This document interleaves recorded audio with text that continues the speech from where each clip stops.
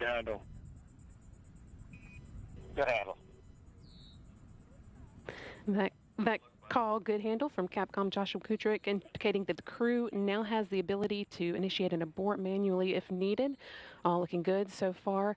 Now 2 minutes into Starliner's flight and coming up on the solid rocket booster Jettison at the 2-minute and 40-second mark.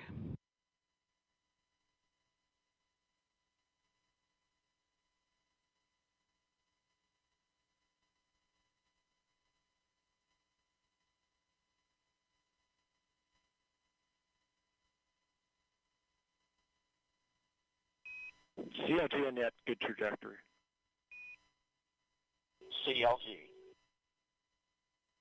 The solid rocket boosters have now been jettisoned after seeing Starliner through its first 90 seconds of flight. Team on the ground here confirming that it was a good jettison and that the vehicle's trajectory continues to look good. Now 3 minutes